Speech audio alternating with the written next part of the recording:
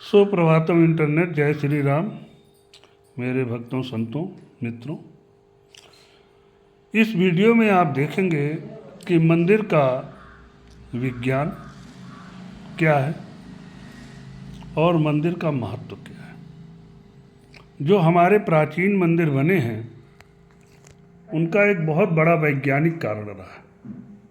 वो मात्र पूजा के लिए ही नहीं बनाए गए, वो देश की अर्थव्यवस्था के विकास हेतु बहुत ही सहयोगी रहे। और इस पर एक रिपोर्ट आई है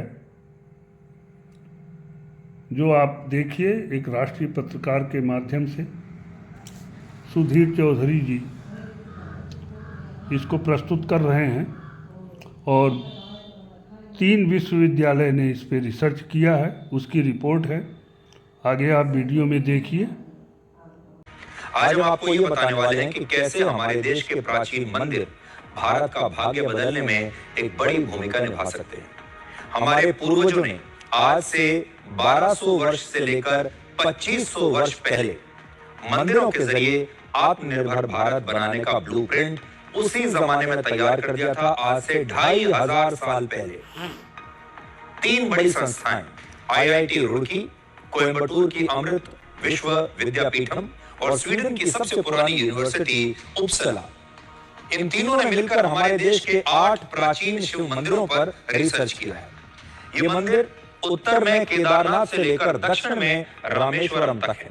और सबसे पहले आपको इस रिसर्च की 3 बड़ी बातें मैं बताना चाहता हूं। रिसर्च की कॉपी मेरे पास है, लेकर आया हूं।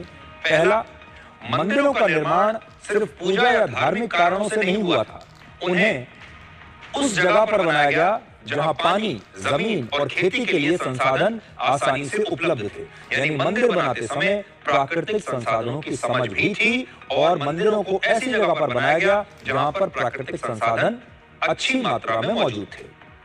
दूसरी बात जो इसमें लिखी है, देश भर में जो प्राचीन शिव मंदिर बनाए गए उनके आसपास अगर खेती की जाए तो हर साल 4 करोड़ 40 लाख टन चावल का उत्पादन हो सकता है और यह हमारे देश की चावल की कुल जरूरत का करीब 32% है।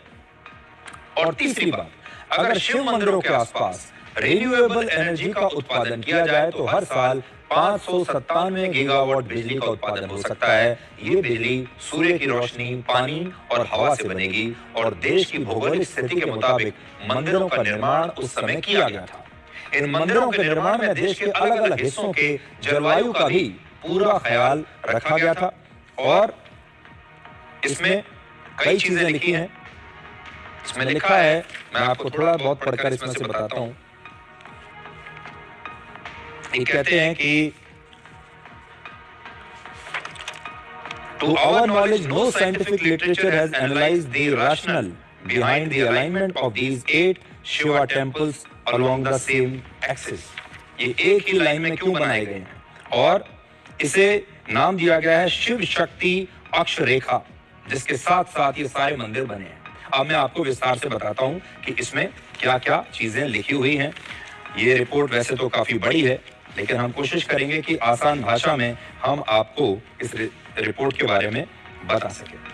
अगर मंदिरों का विकास आज भी इस मॉडल पर काम किया जाए इस पे, तो कैसे केदारनाथ जैसे मंदिर आस्था के साथ साथ आत्मनिर्भर भारत का केंद्र बनेंगे, ये बात आज हमने एक वीडियो से आपके लिए एक्सप्लेन करने के लिए एक AI वीडियो बनाया है। आप सबसे पहले वो देखिए।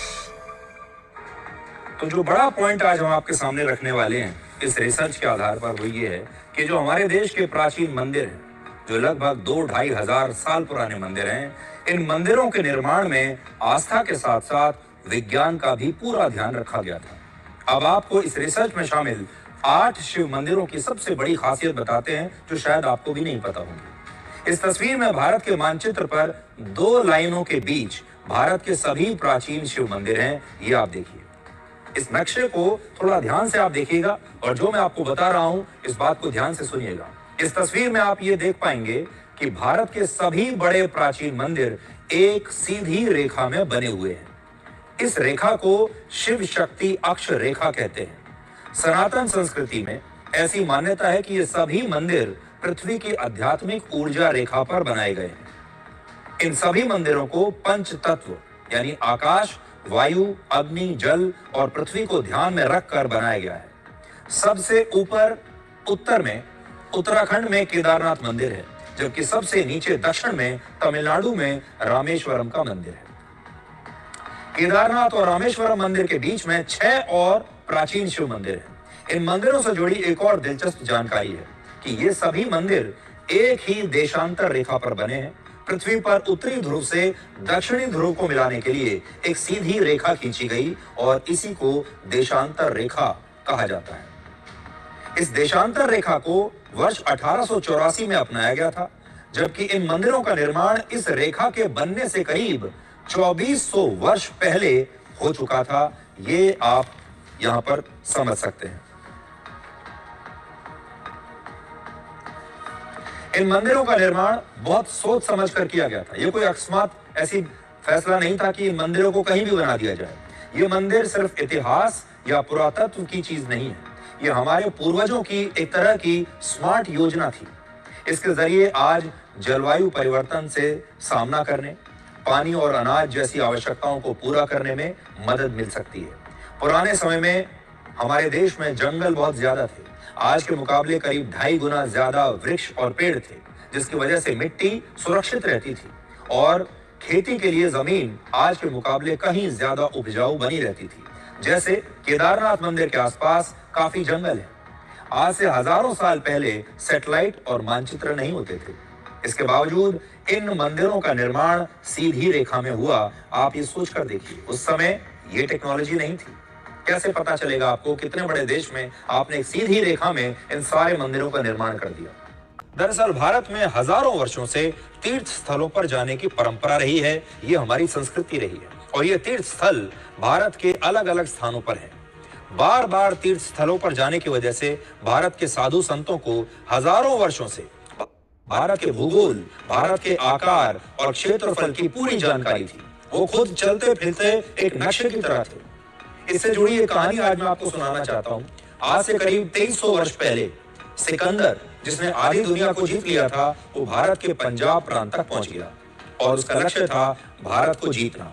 लेकिन सिकंदर और उसकी सेना को भारत के बारे में कोई जानकारी नहीं थी।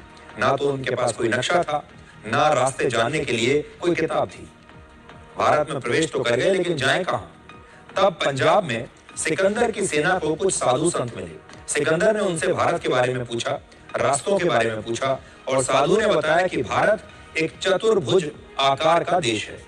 उन्होंने सिकंदर को उत्तर से लेकर दक्षिण तक और पूर्व से लेकर पश्चिम तक स्थित मंदिरों और मंदिरों के जरिए होते हुए रास्तों की सटीक जानकारी दी, वैसे ही जैसे आज आप गूगल मैप्स के जरिए जानकारी ले लेंगे।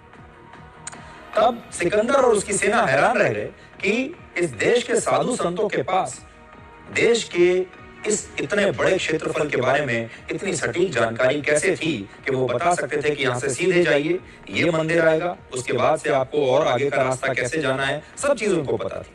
पिछले 11 वर्षों में प्रधानमंत्री मोदी ने भी कई मंदिरों को भव्य बनाने में एक बड़ी भूमिका निभाई है। प्रधानमंत्री मोदी काशी विश्वनाथ, अयोध्या और केदारनाथ जैसे मंदिरों में पूजा भी करते हैं, ध्यान भी लगाते हैं और उनके पुनर्निर्माण पर भी उन्होंने बहुत समय लगाया है। और उन्होंने हमेशा देश की इस प्राचीन विरासत को बचाने और उस पर गर्व करने की बात की है।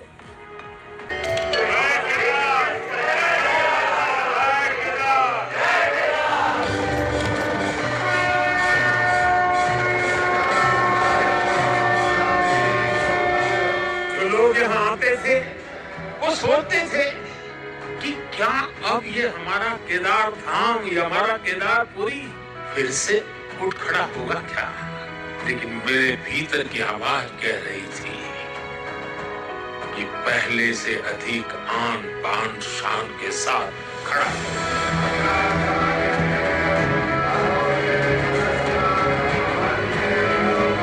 इस आदि भूमि पर शाश्वत के साथ आधुनिकता का ये मेल, विकास के ये काम भगवान शंकर की सहज कृपा का ही परिणाम है। भारत का तो विजन है विकास भी विरासत भी। काशी में विश्वनाथ कॉरिडोर हो, अयोध्या में राम मंदिर का निर्माण हो, विरासत को लेकर भारत के इस संकल्प में पूरी मानवता की सेवा का भाव जुड़ा है।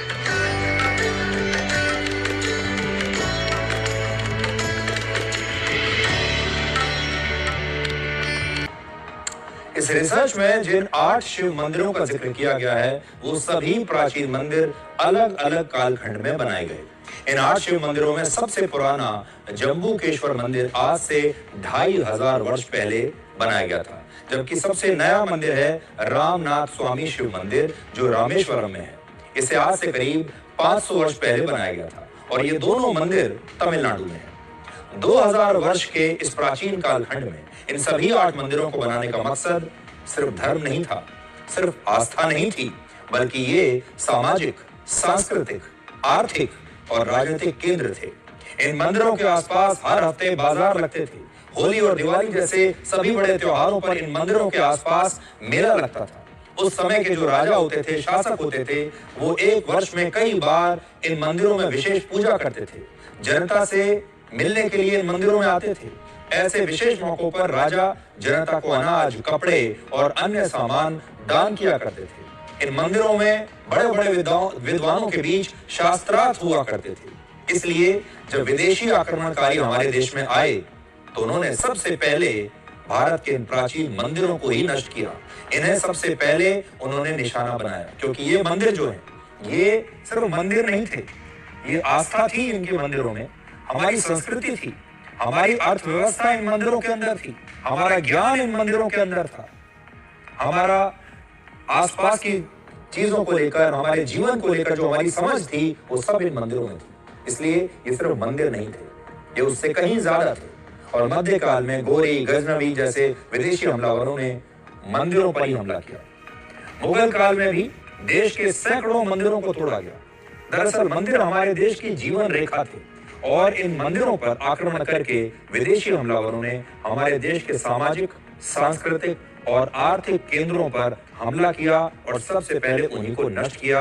ये जितने विदेशी हमलावर थे, ये समझ गए थे इस बात को कि भारत अपने मंदिरों के जरिए जीता है।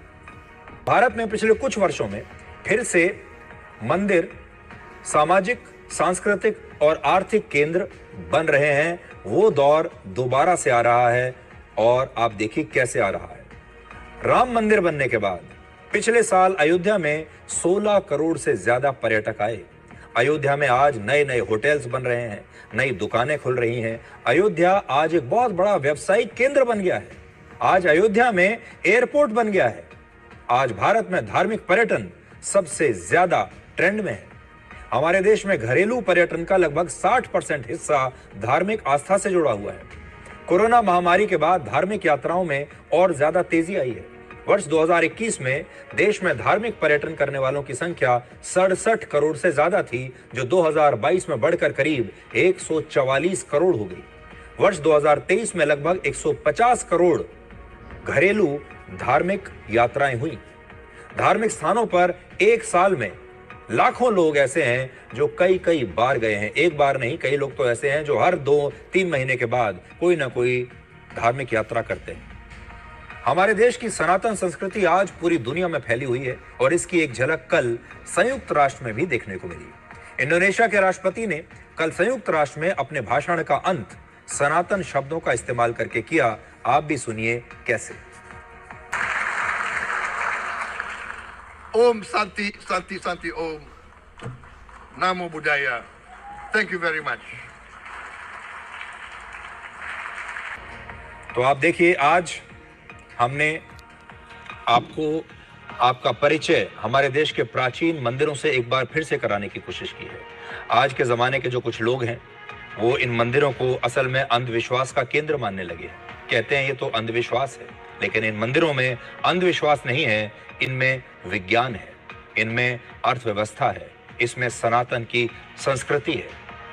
इन मंदिरों में पूरा भारत आज जीता है और इसीलिए आज हम आपको ये बताने के लिए आए हैं कि जो मंदिर हैं अब ये दोबारा से आपके जीवन में लौट रहे हैं। ये आपने देखा हमारे प्राचीन मंदिरों का विज्ञान है और इसका महत्व क्या है, और इसके आधार पे हम जो है बहुत विकसित थे। अब ट्रेंड पुनः वापस लौट रहा है और पुनः हम सर्वोच्च शिखर पर पहुंचेंगे, इसमें कोई दो राय नहीं। जय हिंद, जय भारत।